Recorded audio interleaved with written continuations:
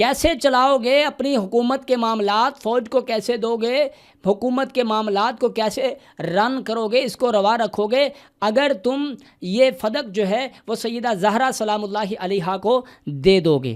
اللہ اکبر، یعنی یہ چند کھجوریں نہیں تھی۔ السلام علیکم ورحمۃ اللہ وبرکاتہ۔ اعوذ باللہ السمیع العلیم من الشیطان الرجیم، بسم اللہ الرحمن الرحیم۔ محترم ناظرین، فدق کے حوالہ سے آج دوسری ویڈیو آپ کی پیش خدمت ہے۔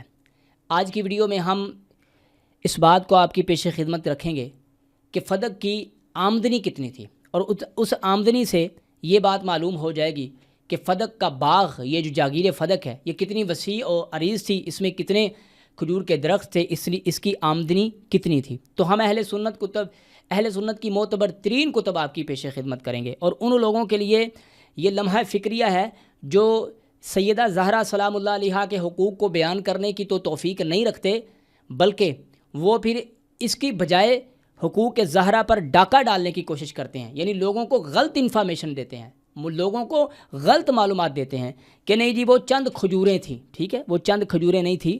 اب میں آپ کی خدمت میں پیش کرتا ہوں۔ سب سے پہلے اہل سنت کی معتبر ترین تفسیر کی سیرت کی کتاب سیرت حلبیہ، ٹھیک ہے، یہ تقریباً 6-7 جلدوں میں کتاب ہے۔ صفحہ نمبر اس کی جلد نمبر 6 ہے اور صفحہ نمبر 532 ہے، ٹھیک ہے، یعنی 532 نمبر اس کے صفحہ نمبر ہے اس کا، ٹھیک ہے۔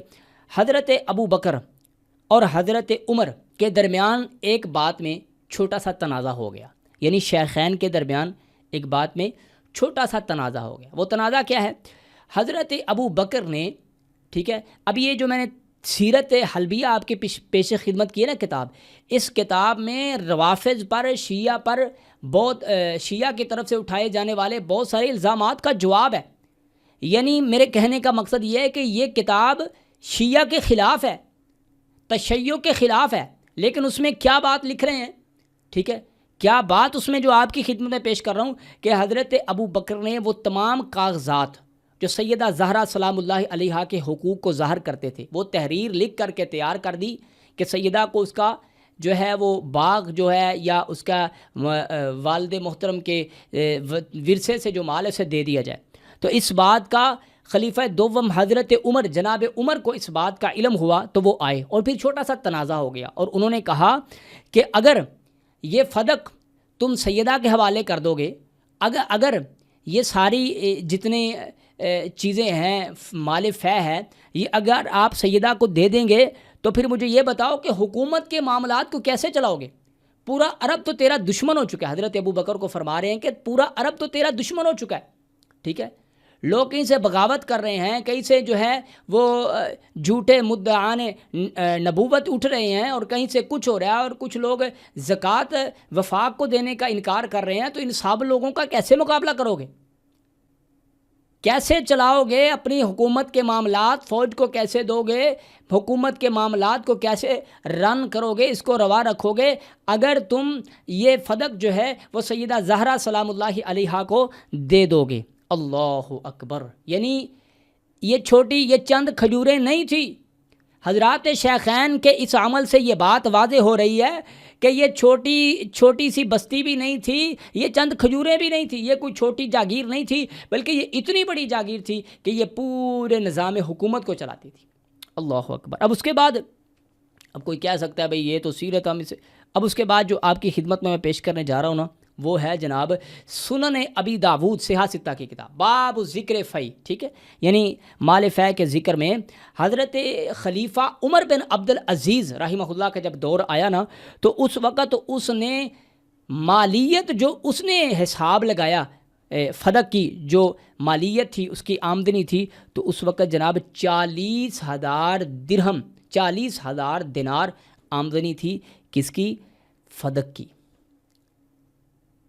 چھوٹا سا باغ نہیں تھا، چند کھجوریں نہیں تھی۔ باقی مفتی صاحب قرآن مقدس نے یہ کھول کر بیان کیا ہے، فَمَن يَعْمَلْ مِثْقَالَ ذَرَّةٍ شَرًّا يَرَهُ،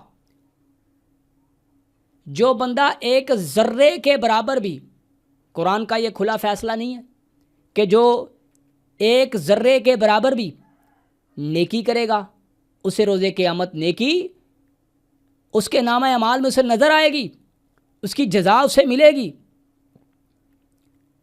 جو اس نے وہ اعمال کیے ہیں، نیک اعمال کیے ہیں، ذرے کے برابر بھی اس کا بھائی اسے اجر ملے گا۔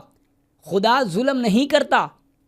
اور نبی پاک جناب محمد مصطفیٰ صلی اللہ علیہ وآلہ وسلم کے سینہ اطہر پر قرآن مقدس کا نزول ہوا۔ اللہ فرماتے ہیں وَمَن يَعْمَلْ مِثْقَالَ ذَرَّةٍ خَيْرًا يَرَهُ، جو ایک ذرے کے برابر بھی نیکی کرے گا اسے ملے گی، اور ایک ذرے کے برابر بھی جو گناہ کرے گا اس کے نامہ اعمال میں اسے شامل کر دیا جائے گا۔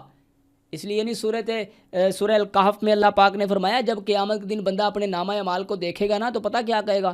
اللہ اکبر، ما لہذا الکتاب، اس کتاب کو کیا ہو گیا؟ اس نے نہ کوئی چھوٹا چھوڑا نہ کوئی بڑا چھوڑا۔ جو میں چھپ کے کیے، جتنے بھی میں گناہ کرتا رہا، لوگوں کو علم نہیں تھا، وہ سارے اس کتاب میں جمع ہو کے میرے سامنے آ گئے۔ اگر چند کھجوریں بھی ہیں تو مفتی صاحب آپ ذرا بتائیں کہ روز قیامت کیا جواب دیں گے؟ اللہ اکبر۔ اور ایک طرف کہا جاتا ہے کہ اللہ کے پیغمبر اس باغ سے اب پورا اپنے گھر کا خرچہ چلایا کرتے تھے، اپنا خرچہ چلایا کرتے تھے، پھر فوج پر بھی خرچ کیا کرتے تھے، غریبوں، مسکینوں، یتیموں پر خرچ کیا کرتے تھے۔ اور دوسری طرف یہ کہا جاتا ہے کہ جی وہ چند کھجوریں تھیں۔ اور ہم جب اہل سنت تفاسیر کو، سیرت کی کتابوں کو، مورخین کو اور احادیث کی کتابوں کو دیکھتے ہیں تو وہاں سے ہمیں یہ معلوم ہوتا ہے کہ وہ چند کھجوریں نہیں تھی، وہ چھوٹی سی کالونی بستی نہیں تھی، بلکہ وہ ایک بہت بڑی جاگیر تھی جس کی مالیت عمر بن عبدالعزیز کے دور میں جب اسے حساب لگایا گیا تو 40,000 دینار تھی، اور حضرت ابو بکر کے دور میں جب اسے دیکھا جائے، یعنی نبی پاک جناب محمد مصطفیٰ صلی اللہ علیہ وآلہ وسلم کی شہادت کے، آپ کی وفات کے فوری بعد اگر دیکھا جائے تو وہ اتنی بڑی آمدنی ہے اس سے آتی کہ پوری حکومت کا نظام اس سے چلتا ہے۔ اللہ اکبر۔ اللہ سے دعا ہے بھائیو، اللہ مجھے اور آپ کو یہ ساری چیزیں سمجھنے کی توفیق عطا فرمائے۔ سبحان ربک رب العزت عما یصفون وسلام علی المرسلین والحمد للہ رب العالمین۔